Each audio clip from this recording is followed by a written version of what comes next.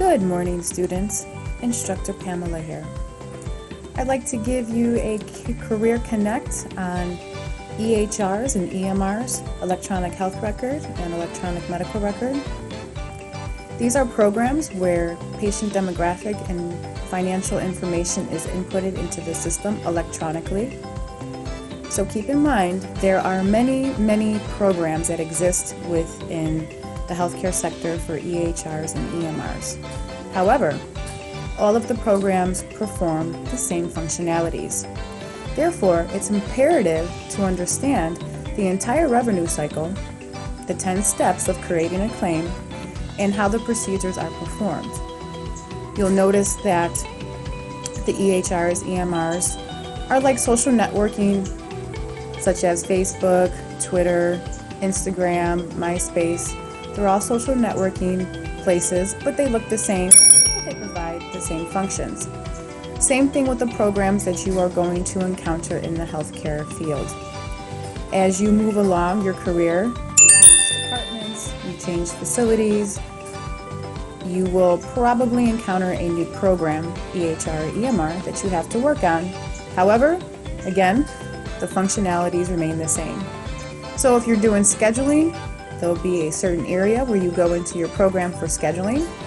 If you're doing insurance verification, which is step 2 of the revenue cycle, there will be an area where you document the benefits. Step 3 will be the check-in or admission process, and there will be an area where the information goes for inpatient or check-in. Step 4 is check-out and discharge. Same applies here. There are certain areas where you go into, depending on what function you perform, to input the data. Step 5 is coding. So depending if you're an inpatient or outpatient coder, will determine the type of reports as well as the claim forms that are submitted for review. Step 6 is billing. This is where the biller comes in after the coder and does final checks to ensure there are no errors. And then it moves along the revenue cycle, which goes to step 7 for claim adjudication.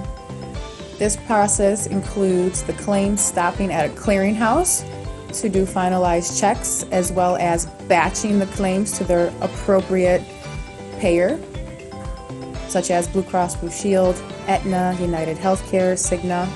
And then they're sent off to the payer, and then the payer begins to process the claim just as we did. The information is taken from the claim form and inputted into their system, and they decide if they're going to reimburse for the services.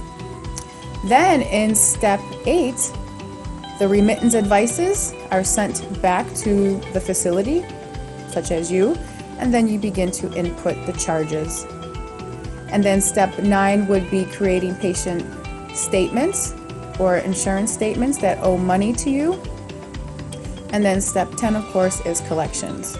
You'll run different reports to begin to call the insurance companies as well as patients for outstanding balances.